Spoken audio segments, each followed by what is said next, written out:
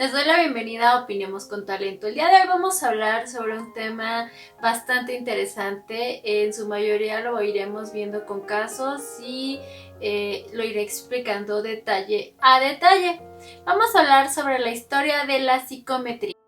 Los orígenes de las pruebas psicométricas es lógico que entendamos que es algo más actual, pero en realidad se habla que desde los orígenes de la humanidad tal como la entendemos el día de hoy o en los avances de la historia, las culturas como la griega o el imperio chino ya hablaban de ciertas cuestiones de evaluación. Por ejemplo, el imperio chino en el año 2200 a.C. ya buscaba realizar un tipo de pruebas de confianza o solo oficiales del gobierno de forma periódica. De hecho, en la Edad Media se hablaba de ellas, pero es en sí en el año 200 después de Cristo en donde en China, durante la dinastía Han, se dio validez real a este tipo de pruebas.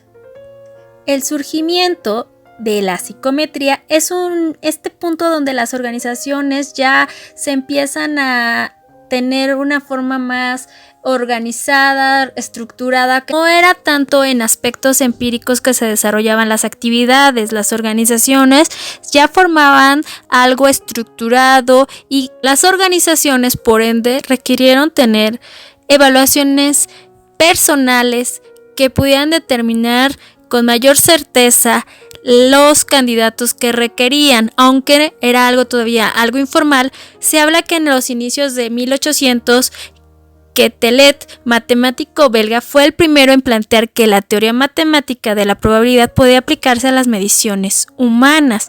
De hecho, un grupo de psicólogos en los años 1879 fueron conocidos como los primeros psicólogos experimentales de laboratorio, que dan origen a la psicología laboral experimental, como Wundt, Galton, Cattell y Wissler. Ellos fueron los iniciadores de esta tendencia. Esta serie de psicólogos diseñaron algunas pruebas de sensibilidad y tiempos de reacción a estímulos visuales de los sentidos, marcando la pauta con su rigor científico y dedicaron la importancia de controlar las condiciones de prueba y los procedimientos. Desde la medición de Willett Wundt, también él fue el que midió los procesos mentales y reconoció las diferencias individuales. La visión. ¿Qué visión tenía el aspecto de implementar psicometrías dentro de las organizaciones que midieran algo en específico para ayudar al reclutador o a la organización a contar con el talento adecuado? Bueno, pues la visión se da desde una perspectiva muy diferente, ya que estaban más interesados, es decir, se encuentran los primeros psicólogos con este aspecto en los laboratorios, diciendo, bueno, estos personajes, ¿qué es lo que tenían que buscar como tal en esto de la psicología experimental? Y la primera prueba psicométrica en sí, en términos de cómo identificamos hoy en día, fue desarrollada por Francis Galton, que en la década de 1880 ya visualizaba esto, ¿no? Por una parte, ellos diseñaron algunas pruebas de sensibilidad de tiempos de reacción a estímulos visuales, auditivos y de otros sentidos, marcando la pauta para la mayoría de trabajos que en la misma línea se desarrollaron a finales del siglo XIX.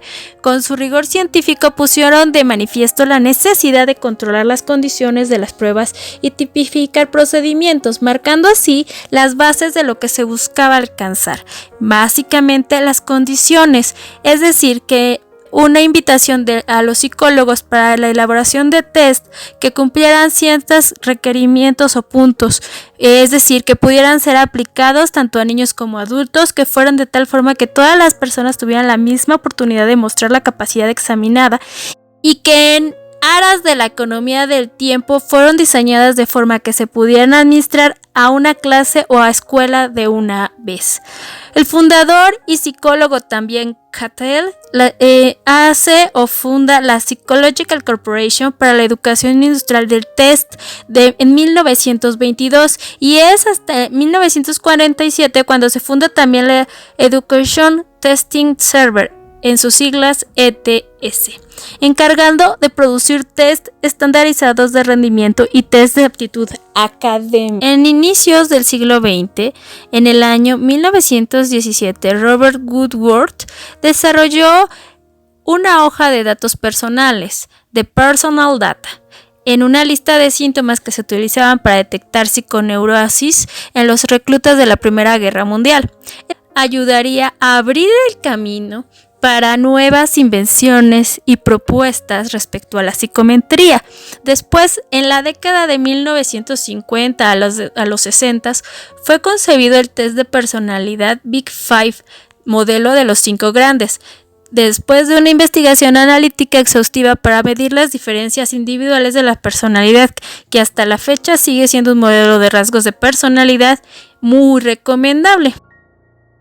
Parte de las mejores pruebas de psicometría, los tests se pueden manejar en aspectos de inteligencia, aptitudes y habilidades, de proyectividad y básicamente también para que las personas hoy en día puedan seguirse desarrollando, no solamente ser evaluados para ingresar a la empresa, se les mide también por sus habilidades y para que también al área de capacitación pueda desarrollarlo. Muy bien, pues como conclusión podemos determinar que las pruebas psicométricas a lo largo de la historia nos han venido a ayudar para que podamos no solamente tener a la persona adecuada en el puesto, sino que una persona que ya está en la organización pueda desarrollarse con un plan de vida y carrera adecuado, determinando sus habilidades, ayudándolo a desarrollarse y además de ello, también como organización poder estar potencializando a nuestro talento humano.